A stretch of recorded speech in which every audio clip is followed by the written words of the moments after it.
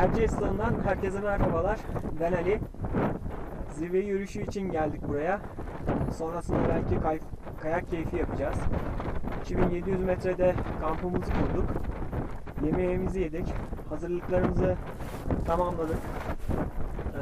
Gece 3 gibi yürüyüşe başlayacağız. Şu an dinleniyoruz. Dinlenirken boş zamanımda biraz video çekeyim istedim. Bu soğukta aslında aklımda bir konu var. Doğada yön bulma ile ilgili.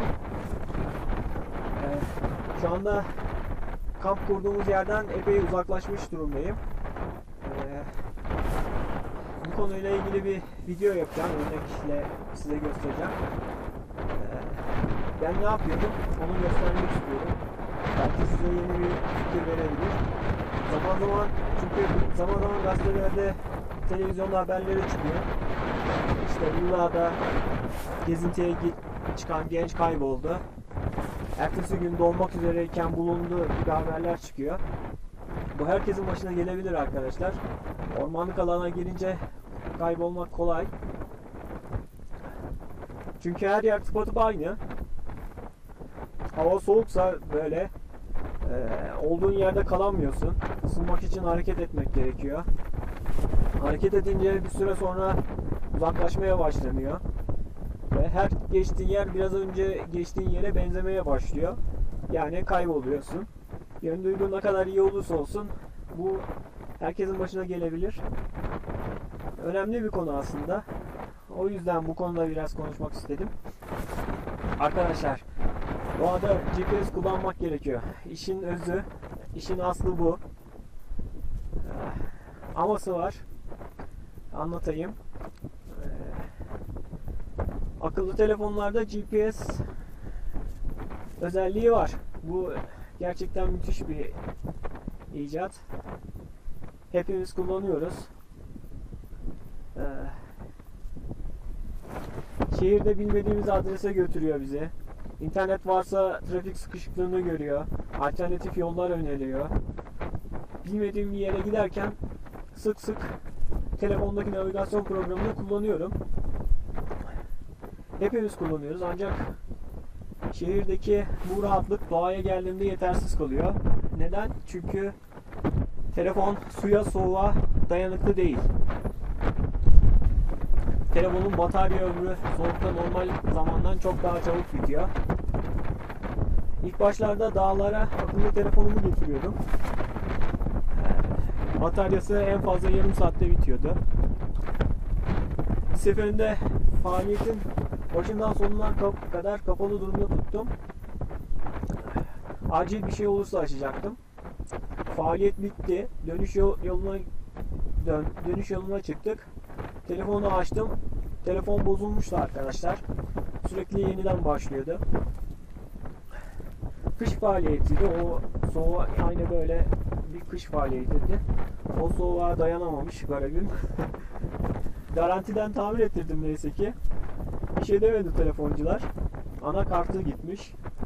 Ama ondan sonra bir daha akıllı telefonu dağlara getirmedim. Eski tuşlu bir telefon getiriyorum artık. Bozulsa da çok önemsemeyeceğim bir telefon.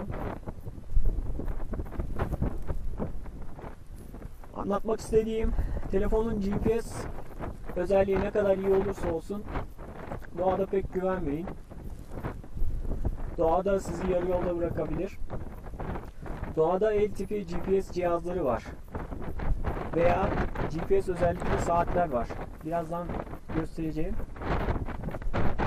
GPS özellikli saat kullanıyorum ben. Saatin avantajı ağırlık hafif. Kullanım alanı daha geniş. Elbette el tipi GPS cihazları daha iyi. Ancak ben GPS'li saat kullanıyorum. Sunto'nun Pick 3 modelini kullanıyorum. Piyasada iki model var. İyi olan Fenix ve Sunto. Garmin Fenix. Almadan önce ben internette araştırdım ve buna karar verdim. Sunto'ya karar verdim. Hakkında kocaman saat diye yorumlar vardı. arkadaşlarım gördüğünde o Ali Bey duvar saati takmışsınız, güle güle kullanın derler, dalga geçerler diye korkuyordum. Ama beklediğim kadar büyük çıkmadı. Evet, büyük kabul ediyorum ama daha büyük kol saati takan arkadaşlarım var etrafımda, o yüzden rahatım. Benim saatlere karşı bir ön yargım vardı hep. İşlevinden çok lüks için, statü için tercih edildiğinden uzak duruyordum. Hatırlıyorum 80'lerde Casio kol saatim vardı. Uzay gemiyle oyunu olan saatler. Hani belki yaşı tutanlar hatırlayabilir. Onu çok severdim. Bu arada bayağı soğuk, ellerim üşüdü. O gemi Casio kol saatinden sonra özel günler hariç pek saat kullandığımı hatırlamıyorum. Benim için gereksiz bir süs eşyasıydı. Ta ki geçen seneye kadar. Bu da benim paradigmam herhalde. Paradigmanın ne olduğunu anlatırken hep bu örneği veriyorlar.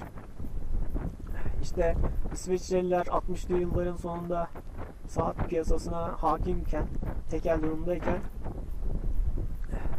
dijital saatin temeli olan kuartz var. Onu içeren bir kol saati geliştiriyorlar. Ama tabii bakıldığında bu mekanik saatlerin sonu demek. Yaptıkları mekanik saatin sonu demek.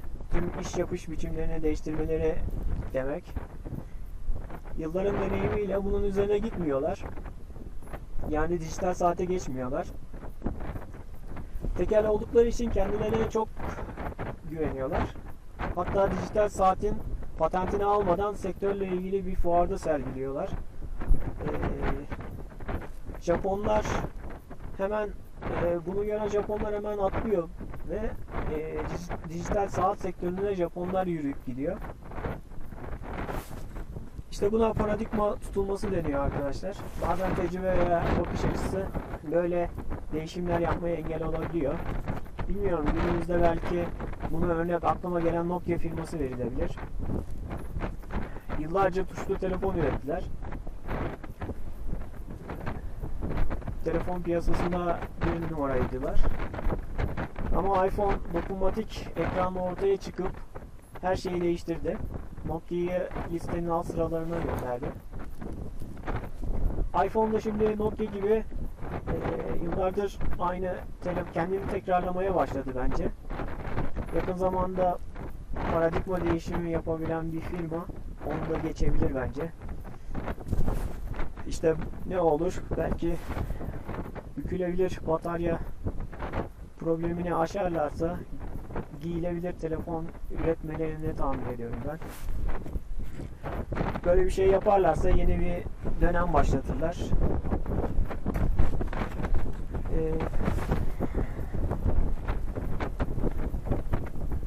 Suunto saati daha çok koşu için, özellikle atletlerin kullandıklarını görebilirsiniz. Koşarken antrenmanlarını kayıt edip gelişmelerini takip ediyorlar. Ben daha çok dağcılar için geliştirilmiş bir modelini kullanıyorum. Suunto Peak 3. Bu modelde dağcılar için bazı ek özellikler var. Nedir mesela? Barometre var. Atmosfer basıncını ölçüyor. Barometrenin ne faydası var derseniz şöyle. Grafiğinde 24 saatlik bir basınç değişim grafiği var. Orada grafikte aşağı yönlü bir eğilim varsa alçak basınç geliyor. Yani kötü hava geliyor demek anlamına geliyor. Hava bozacak tahmini yapılıyor. Hatta şöyle bir özelliği var. Eğer 3 saat içinde basınçta 4 milimlik ani bir düşme olursa fırtına alarmı çalıyor. Ben bir kere rast geldim şehirde. Yağmurlu bir günde saatim alarm çalmaya başladı. Baktım fırtına alarmı. Kısa bir süre sonra hava fena oldu, fırtına çıktı. Bu işe yarıyor. Barometre. Başka ne işe yarıyor? İrtifa ölçümünde kullanılıyor. deniz seviyesinde basıncın standart bir değeri var. 1013 HPA. HPA hektopascal demek. İşte yükseğe çıktıkça basınç düşüyor. Bu basınç değişiminden irtifa hesaplanabiliyor. Uçaklarda da barometrik altimetre var. Basınçla irtifa hesaplanıyor. GPS ile de hesaplıyorlar da GPS ile sinyalde ufak bir kesinti olsa bu uçak için büyük bir sorun demek. O yüzden barometre ile irtifa hesaplanıyor ayrıca. Tabi yerde bu kadar önemli olmadığı için irtifa hesabını ben GPS ile yaptırıyorum. Hani kapalı bir alandaysanız barometre kullanılabilir belki. Barometreyi ama iyi kalibre etmek gerekiyor. Uçaklar da aynı şekilde kalktığı meydanda ve indiği meydanda basınç farklılıkları varsa onları hesap edip şey yapıyorlar. Uçmaya başlamadan önce o düzenlemeleri yapıyorlar. GPS uydu verilerini kullanmak daha kolay bu yüzden. Yeri gelmişken GPS özelliğini söyleyeyim. Öncelikle bunun bir rota planlama uygulaması var. Bilgisayarı açıp bu saatin bir sitesi var. Oraya giriyorsun. Orada Google haritası karşıma çıkıyor. Kafamda bir rota belirledim. Mesela Beşiktaş Meydan'dan Sarıyer'e kadar koşacağım diyelim. Böyle çizgi çeke çeke harita üzerinde rotayı belirliyorum. Harita üzerinde çizme işi bitince rotayı kayıt ediyorum. Sonra saati bilgisayara bağlıyorum. Kaydettiğim rotayı saate aktarıyorum. Beşiktaş meydana gidip navigasyonu başlattığımda Sarıyer'e kadar rotayı takip edebiliyorum. Peki doğada nasıl kullanıyorum? Yürüyüşe başlarken o yerin konumunu, GPS konumunu kayıt ediyorum. Mesela kamp alanını biraz önce kayıt ettim. POI deniyor ona. POI olarak kayıt ettim. Şu anda kamptan biraz uzaklaştım. Epey uzaklaştım. Aslında GPS olmadan böyle uzaklaşmak, hele böyle sisli havada aslında epey tehlikeli. Çünkü geçtiğim yerlerin izini kaybedebilirim. Kampa geri dönemeyebilirim. Ama saatimle şimdi size geri dönüş şeyini göstereceğim.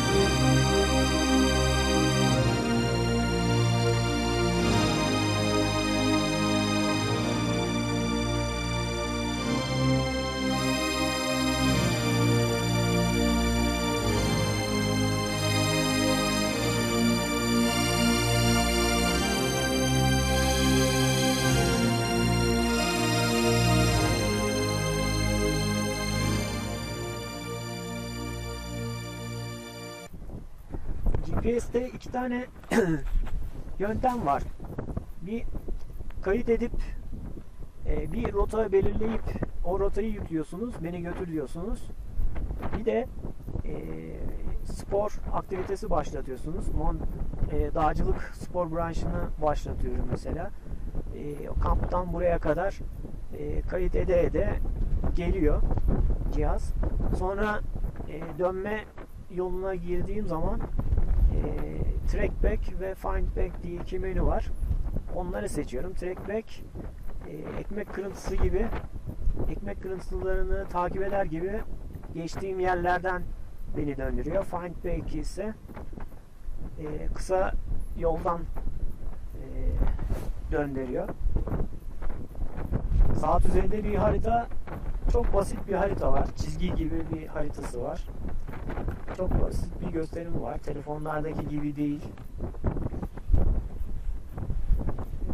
Kısa yoldan götür beni demek böyle yerlerde işe yaramayabilir. Çünkü bir fırtınaya yakalandım dağda mesela. Önümü göremiyorum. Kısa yoldan götür beni dersen belki uçuruma götürebilir alet beni. O yüzden dikkatli kullanmak gerekir. Kısa yoldan götür seçeneği ormanlık alanlarda, yürüyüşlerde kullanılabilir tabii. Böylece arada ekstra yan yollara girdiysem oralara uğramadan dönüş yapabilirim. Şeyden bahsedeyim. Batarya ömrü. Batarya ömrü normal saat gibi kullanırsam bir ay sürüyor. Bir ay gidiyor işte. Ne zaman şarj ettiğimi unutuyorum. Her gün 1-2 saat kullanırsam GPS açık durumda falan. O zaman kullanım sıklığına bağlı olarak 1-2 haftaya düşüyor kullanım batarya ömrü. İşte ön tanımlı spor branşları var. Koşu, yürüyüş, bisiklet, kayak, yüzme gibi aktiviteler. Ki bunlar en çok kullanılan ön tanımlı spor branşları. Bu aktiviteleri yaparken çeşitli sensörleri bağlayıp birlikte kayıt edebiliyor. Örneğin saatle birlikte gelen kalp hızı kemerini bağlayıp koşu sırasında bu bilgileri görebiliyorum. Veya bisiklet sporunu seçtim. Bisiklet için üretilmiş hız kadans sensörünü saatle eşleştirip bu bilgileri birlikte kayıt edebiliyor. Daha sonra istersem Strava'ya aktarabiliyorum. Ben mesela masa tenisini seviyorum. Indoor training diye bir spor branşı var. O kapalı alanlardaki sporlar için. Onu seçerek nabız sensörü ile çalışmamı kayıt ediyorum. Gelelim beğenmediğim özelliklerine. Yaşadığım en büyük problem saati telefonla eşleştiremedim. Bluetooth'la ilgili bir problem çıktı. İnternette araştırdığımda çoğu kişinin bu problemden bahsettiğini gördüm. Yani genel bir sorun gibi. Telefon modeli seçiyor. Telefonun Android işletim sistemini yükseltmek gerekiyormuş. Ben ondan uğraşmak istemedim. Yani bağlantı yapamadım. Telefon bağlantısı olmayınca ne yapamıyorum? Saati kabloyla bilgisayara bağlayıp bilgisayardan bakıyorum çalışmalarıma. Telefondaki uygulamasından kolayca göremiyorum. O kadar para verdikten sonra bu tür zorluklar yaşamak istemiyor insan. İkinci beğenmediğim özelliği ekranı karanlıkta zor okunuyor. Bir butona basınca arka planda ışık yanıyor. Ekran okunabiliyor ama bir fosforlu kadranı olan saatler gibi değil. Bu da yine aynı şekilde yani çaba göstermem gerektiği için beğenmediğim bir özelliği. Üçüncü olarak şeyi söyleyebilirim. Menü sistemi öğrenmesi biraz zor. Zaman alıyor. Çözmesi zaman alıyor. Biraz kılavuzunu okumak gerekiyor. Kolay değil. Şimdi isterseniz navigasyon özelliğini göstereyim.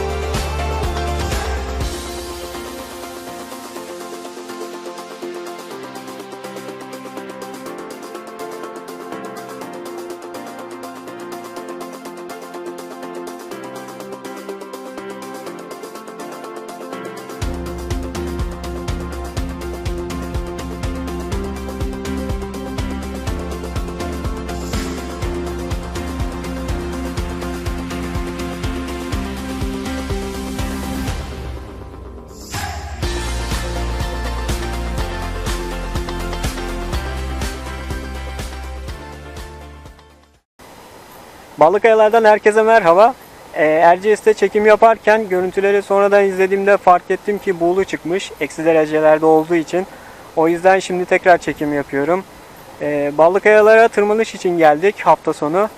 Biraz önce kampımızı attık. Şimdi tırmanışa gidiyoruz. İsterseniz bu arada gelin saatle navigasyonu nasıl yapıyorum göstereyim. Haydi. Yola çıkmadan şarj nasıl oluyor göstereyim. Şarj için böyle bir kablo tasarlamışlar. Bu sayede 100 metreye kadar su geçirmeme özelliği korunuyor. Saatin yaklaşık 500 miliamperlik bir batarya kapasitesi var. Harici bataryamın kapasitesi de 10.000 miliamper. Yani yaklaşık 20 defa şarj edebilirim.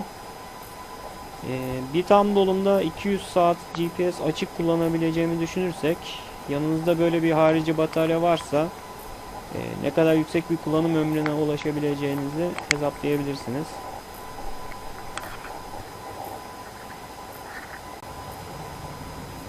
Trekking aktivitesi olarak buraya kadar kayıt ederek gelmiştim. Şimdi kayıt defterinde bunu bulup beni başlangıca götür seçiyorum.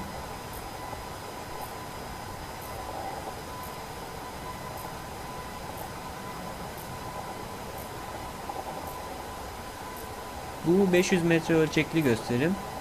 Bu da 100 metre ölçekli daha yakın gösterim. İşte izleyeceğim rota böyle bir şey.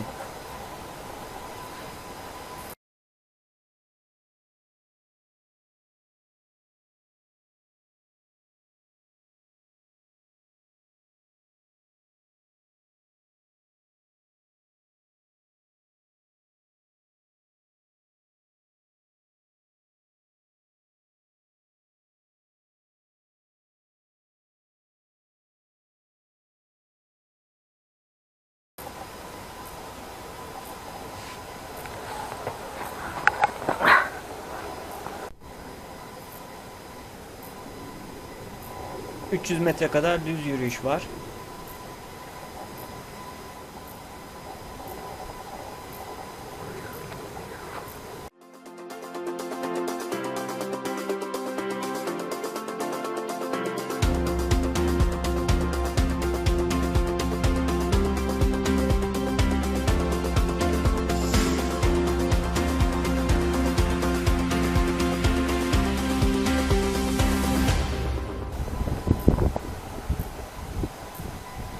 Sola döneceğim.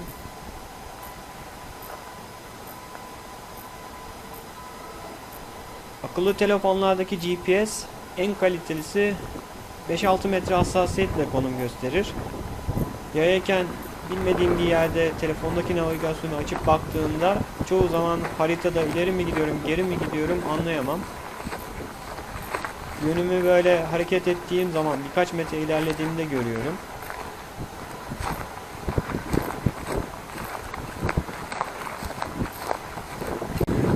Bu saatin GPS hassasiyeti 1 metre. Dolayısıyla böyle kolumu döndürdüğümde saatteki ok ucunun yönü değiştiğinden dururken de gitmem gereken yönü kolayca anlayabiliyorum.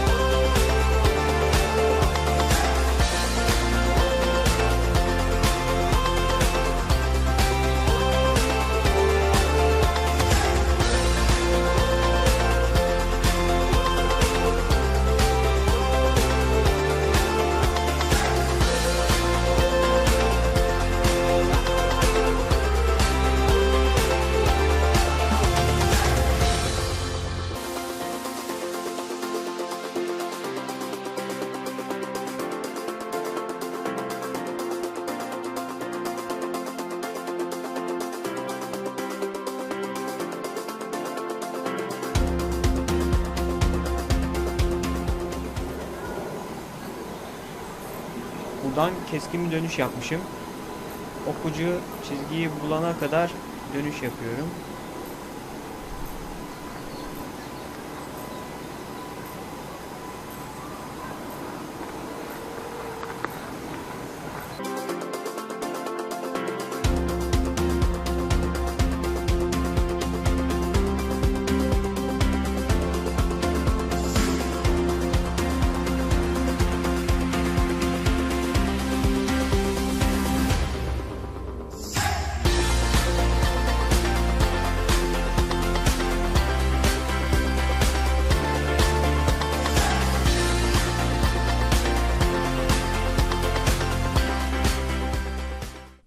Ve kamp alanı.